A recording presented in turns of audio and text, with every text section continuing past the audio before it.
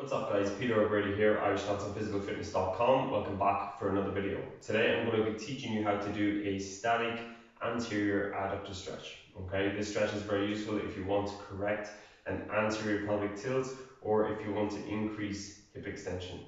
Okay, so there are many videos available to us when stretching the adductors, but you have to be very careful what adductors you are stretching. So for example, the posterior adductor magnus, you would find a lot of stretches for this muscle group and this muscle is good for, again, extension or external rotation of the hip.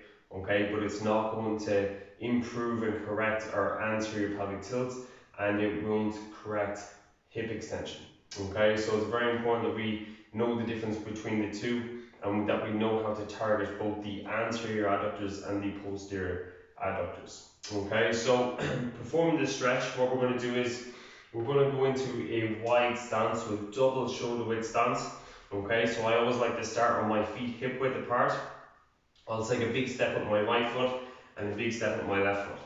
So from here then, I'm going to step forward with my right foot, okay, so that the toes on my left foot are in line with the back of my heel on my right foot, okay.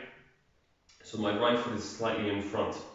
And then from there then on the back legs, which is my left leg now, I'm going to turn out my left foot just slightly.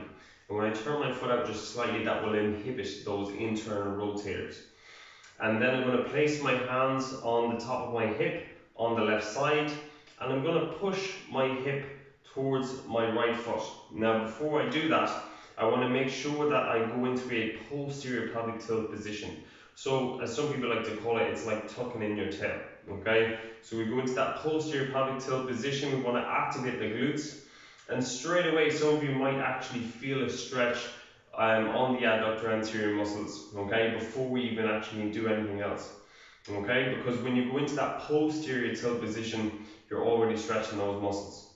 So the next thing you want to do is place the hand on the hip on that back leg and push the hip towards the front foot, okay, and you'll notice that you won't actually have to lower your center of gravity very much, okay, to actually successfully get that stretch. So you'll notice that I'm in this upright position, I'm in that posterior pelvic tilt position, I'm activating my glutes, and I just push the hip towards the foot just slightly, and I'm already getting that stretch now.